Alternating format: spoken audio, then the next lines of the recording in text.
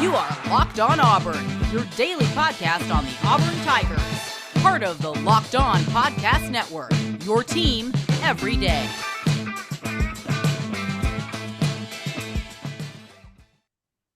Yes, welcome on into Locked On Auburn, your daily Auburn Tigers podcast.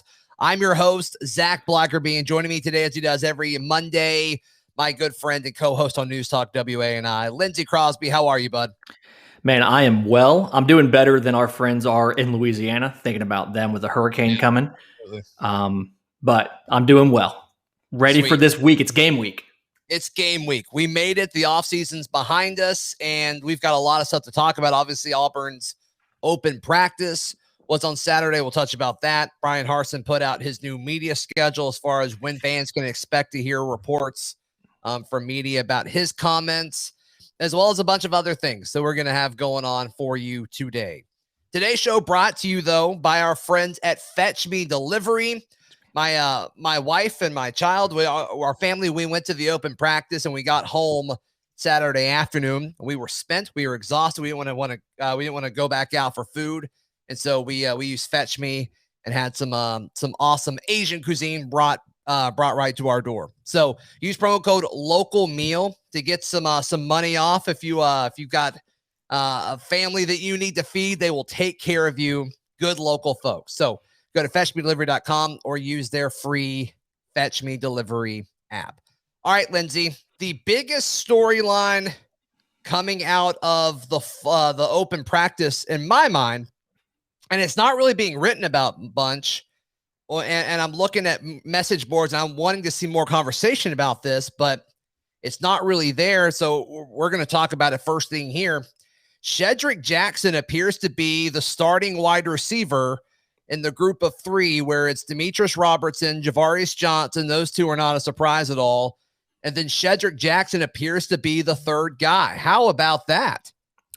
He's the third guy. He's playing the outside. And it's something where if you had told me the end of last season, that these three would be our starting wide receivers, I'd call you a liar. There's no way anybody saw these three guys coming. One of them, Robertson, wasn't even on the team. Right. But like Shedrick Jackson, obviously, I mean, he's done everything he had to do to get that starting spot.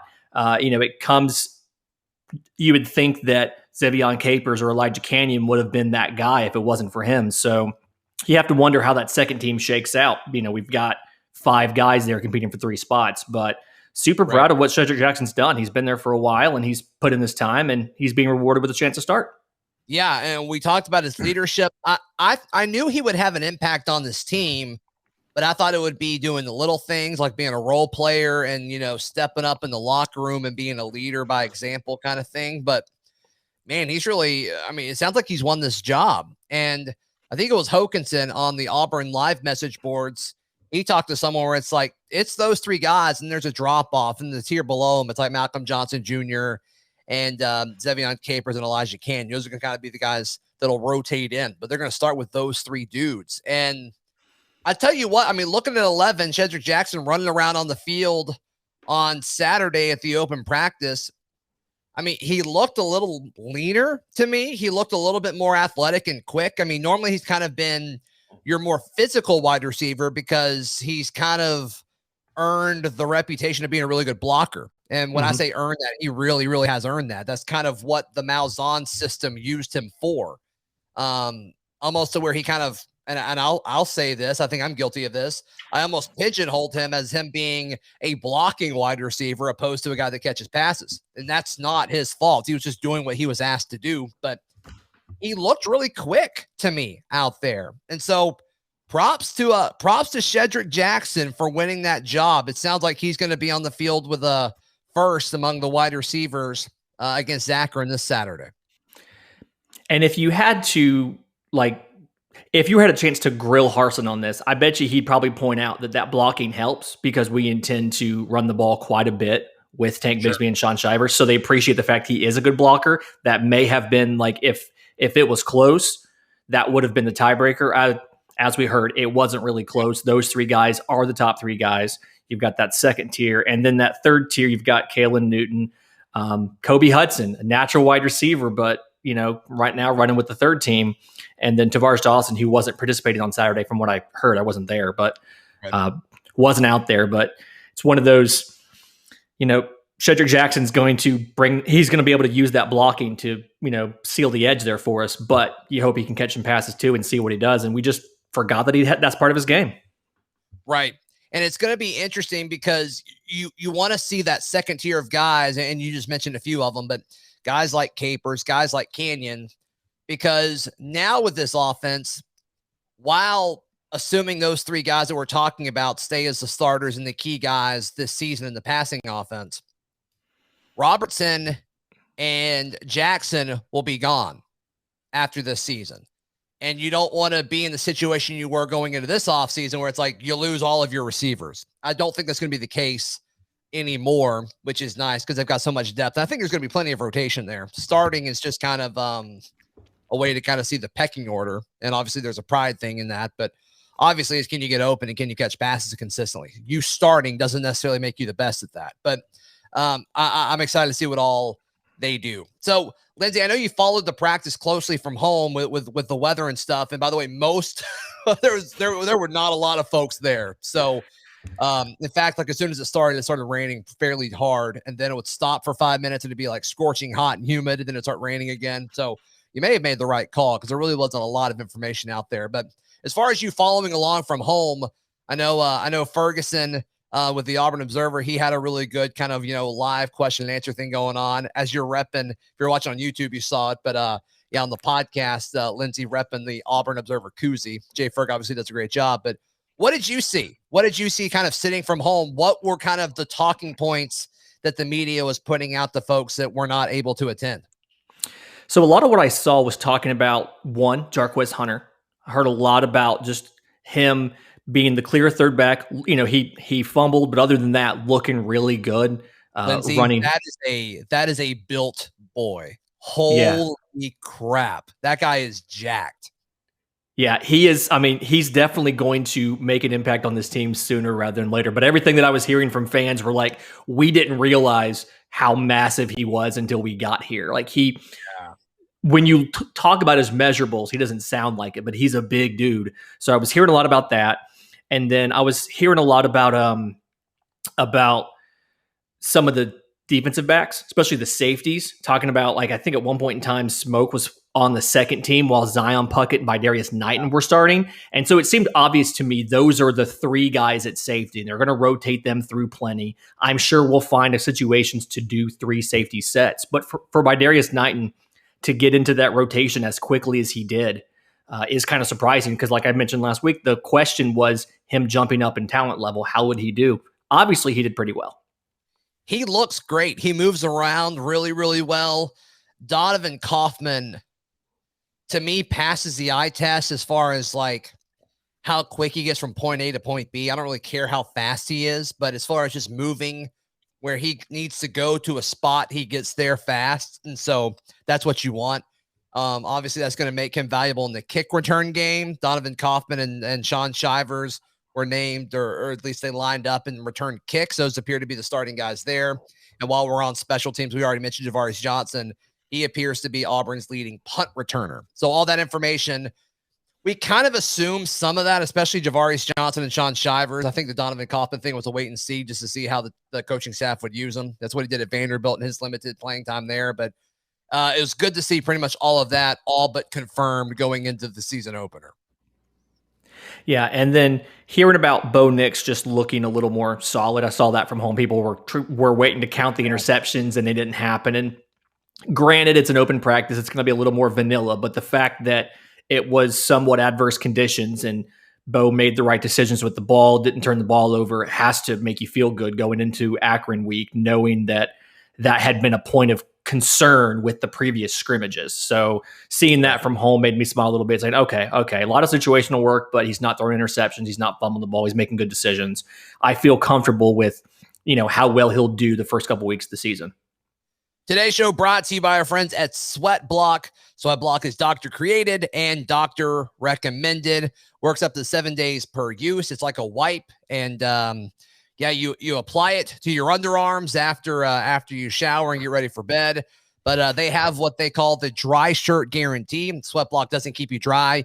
You can get your money back. So this will help you keep your shirts in good shape, as well as confidence, if that's something that you deal with. But if you or somebody you love is dealing with all of this, tell them to check out Sweatblock. You can get it today for 20% off at sweatblock.com. You can use promo code Locked On to get that 20% off, or you can also go to Amazon or CVS. But to get that 20% off, go to sweatblock.com, use promo code Locked On. Lindsay Crosby, a lot of folks kind of asking about the offensive line, but the group that we saw, they're still missing dudes up front. And so, I don't really know if what we saw up front matters. But Coffee was up there, which is interesting. You also saw, Brahms continues to be the staple at center, but it doesn't look like Council or Ham were there. So it's just kind of okay, we just got to wait and see, because I believe both of those guys will be starters. Yeah, it's hard to pick a starting five and not have those guys in there. So I think this is something where they probably know what they want to do, but they're still mixing and matching a bit. They're still probably dealing with a little bit of guys either who are still out or just came back and maybe need to reacclimate to the effort. So they kept them out of practice. It's good to know we have plenty of options. It's good to know that they at least have done that prep work. If someone goes down, they know where to plug a guy in and who's going to fill what spot. Exactly. And that they've worked together more than, 3 snaps. But you do kind of, as a fan, you do kind of want to go ahead and see that 5 and be like, all right, these are the guys. These are our 5 guys. How close are we to being concerned that they're going to rotate during the game at Akron?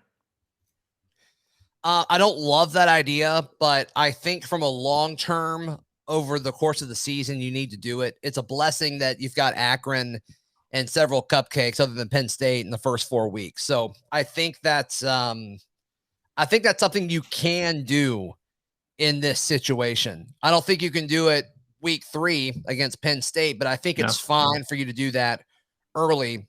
Go in with your best guess of who you think your first 5 guys are. Hopefully you score in, several of your first few drives, and then you can kind of experiment and play around after that, kind of put some things on tape. Also inspire competition. Say, hey, guys, keep fighting for these positions. But I wouldn't say it's a concern. Do you think it would be a concern? Now, if they open with Penn State, I think it's a totally different situation. But the fact that you don't is really, while it's going to be kind of boring in the third quarter on Saturday, or it should be, I think it is a blessing. I think the timing of all of this is really, really good. Yeah, don't tell Akron it's going to be boring. They're here to win the football game, remember? Yeah, they are. But no, it's going to give us something to watch for, the offensive line nerds and, the depth people who cover the team, going to give us something to watch for how they mix and match.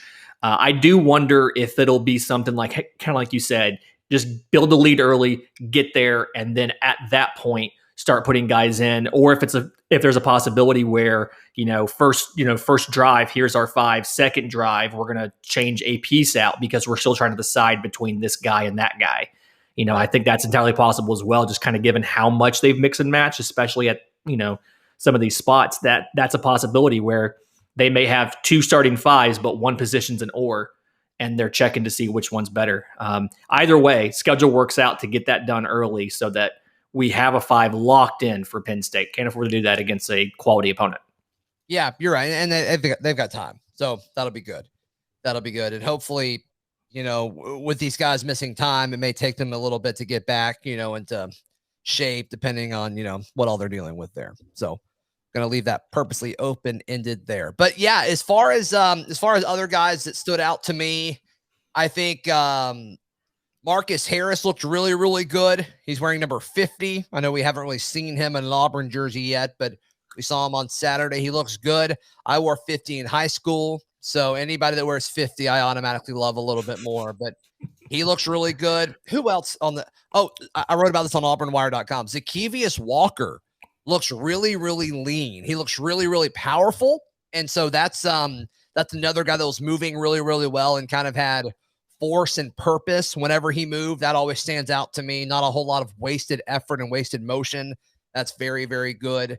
And then Ekuliota, bigger than I expected him to look, But I really liked what I saw there too. I think he's going to be really, really good. His first step is very enticing, a tad inconsistent, but when it clicks, man, he's got a motor on him as well. So Ekuliota, those were kind of the guys on the defense that stood out to me the most outside of Donovan Kaufman. I very much see Leota as being one of those guys who he's got packages, and we throw him in there in specific packages. We kind of minimize what his responsibilities are early, let him use some of that talent. And then when we see everything start to click and the mental mistakes aren't there, not saying he has mistakes, but technique and cleaning that stuff up, when that gets more consistent, then you gradually widen that and you look at something where, next season he may be a starter, but this season he's more of a specialist package situational guy.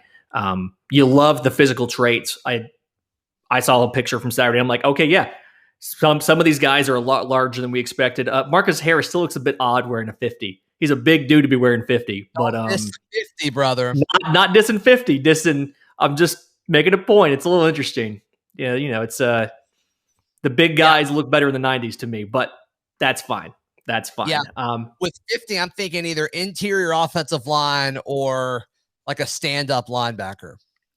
I'm thinking some sort of like undersized center is usually what I think of when I think of 50, or I think of a guy with a collar roll, playing middle linebacker who has his jersey too short and he's hitting dudes way too hard in practice. That's my two things I get for 50, not a defensive lineman. But speaking of the collar, Desmond Tisdale had his collar like covered up, which is awesome.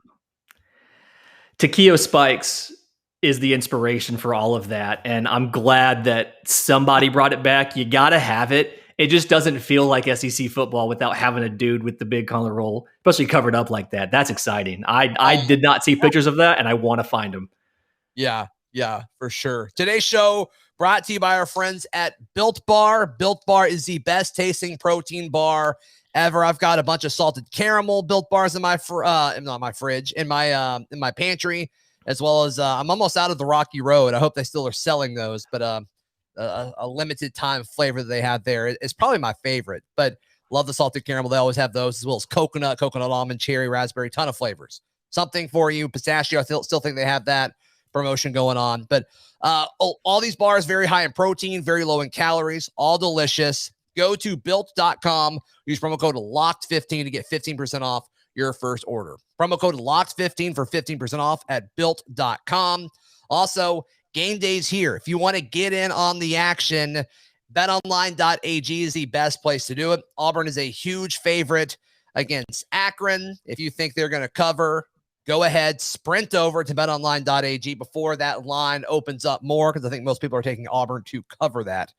But yeah, go to betonline.ag, use promo code locked on, and you can get 100% welcome bonus. 100%.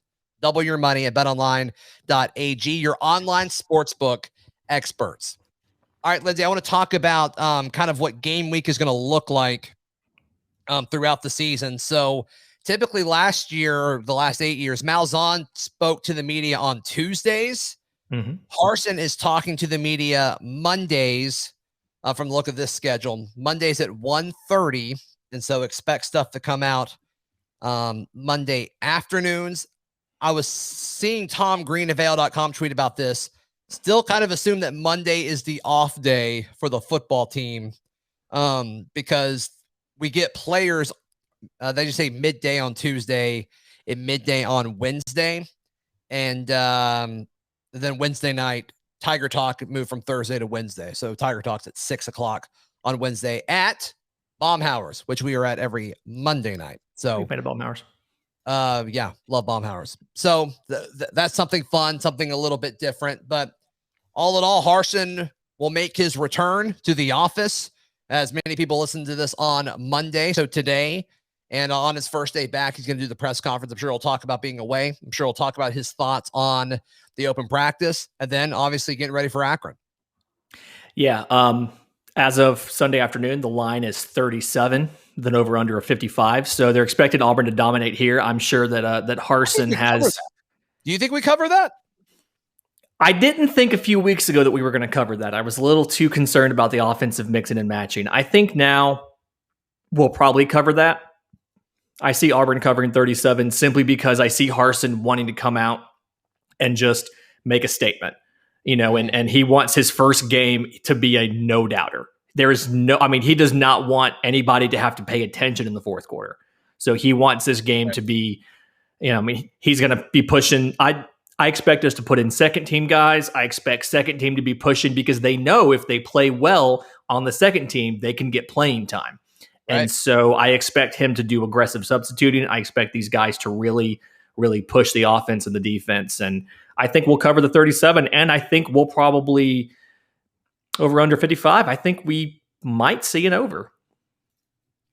I think we score 50. So, yeah, I would take the over on that too. Yeah, I honestly thought it'd be higher than that. If they're thinking we're going to win by 37 and the over under is only 55, they're not expecting much out of Akron. I really think it'll be. I think we'll drop 50 on our own. So I'm definitely taking Auburn to cover and the over. Yeah. All right. What else is going on? Obviously game week is here and I'm still figuring out exactly what we need. Thursday is going to be like the crossover day for other Locked On shows. There's not a Locked On Akron. That may shock you. I am stunned. Locked On Zips. So we got to figure that out, but we're going to keep our guests the same other than Thursdays. Thursdays will rotate each week. We'll have a special guest each week. But other than that, yeah, Tuesdays we'll recap what Harsin has to say. Wednesdays last year, and I'll probably do this with the War Report guys, Lindsay, is we'll go over like the top individual matchups. That was always something that people really, really liked. And so a lot of people are listening now that didn't listen last year, but Akron will be a little tricky, but I'll find like the top 5 or 6 best Akron players. And it's like, all right, for what this is worth, this is a matchup that is important more than other ones. So who's good on Akron? Yeah, their running back's good, but I think he was dealing with legal trouble. So I don't know if he's back with the team yet or not. We got to look into that. And then Friday, we'll obviously just preview the game. And on Mondays, we'll recap everything. So, yeah, the hard part is over. Now we actually get to talk about real football, and I cannot wait. And Saturday's slate is lined up. So you're not going to hear a lot of Auburn Akron talk next week unless you're coming here. There's very few places talking about it just because there's so many good games on Saturday. So many good games. Yeah, week 1 of college football is loaded. I honestly, like you said, I'm going to be listening to this just to get anything about Auburn because we're not going to be anywhere else. I'm not even sure. I haven't even looked yet. I'm pretty confident we're not going to be on one of the standard channels. We're probably going to have to, use your app or ESPN3 or something for this. I haven't even looked, but I'm guessing. Think we're ESPN Plus. I think we're ESPN Plus. So there you go. But it's fine. We will make it. Reminder, there is football all weekend because of the holiday. Mm-hmm. So we have, there's games on Sunday. There's a game on Monday. So there's plenty of football all weekend to watch. And it does start on Wednesday night, actually, in Montgomery with UAB versus Jacksonville State. So this is a long week of football. Starts on Wednesday and goes all the way through next Monday. I'm so excited. Is on ESPN Plus /SEC Network Plus. So you got to pay for that. Do the free trial, folks, if you haven't done that already. But yeah, we're going to cover it all this week. We're really, really excited. Do you watch any week 0 stuff? So every year going into the college football season, I get so excited. And then I remember it's like, gosh, I always forget over the course of the offseason because I talk myself into it. But most college football games aren't close. And I forget that every year. It's not like the NFL where pretty much every game is close. It's like all the week 0 games, like as we record this Sunday afternoon, like most of the games yesterday really stunk after like halftime. Yeah, week 0 was very much like the preseason, like the NFL Hall of Fame game, where I'm very excited and I turn it on, and about 15 minutes in, I'm like, why am I watching this? Yeah. It was fun to laugh at Nebraska. Nebraska's awful. Happy Scott Frost Day to those who celebrate. Hawaii's going to be a very bad team this year. I have no idea how Hawaii scored 10 points. They looked awful. And then I woke up to the end of San Jose State, Southern Utah, and it was a complete blowout there too. Right. Yeah, I do want to shout out New Mexico State scoring a whole 3 points against UTEP. I believe Alabama scheduled New Mexico State, so they're looking for a challenge this year. Week 0, man. You love it until you have it. Yeah, but it's like the dog that chases the car. You catch the car, you're like, what do I do with the car? Right. So excited for week 0 when it gets here, and I'm like, what do I do with this? It's Nebraska. What do I do? UCLA over LSU is an interesting thing. I've said it all summer. That's been my week 1 upset. And UCLA looked good. It may have been Hawaii looking terrible. I can't tell. I couldn't That's tell. The question. So we'll know a lot on Saturday, though. I've been there with you on the UCLA LSU game, and that's why I watched some of that game. And I just don't know if Hawaii's that bad or if UCLA is actually decent this year. And we'll find out on Saturday. But I think that, like you said, I still think it's going to be a win. I don't know if they're going to cover, but I think they're going to win. Yeah. Lindsay, how can people find you and hear you, buddy? I am at Auburn Banker on the social and in the Discord, and you can listen to me 7 to 9 Monday through Friday on News Talk WANI.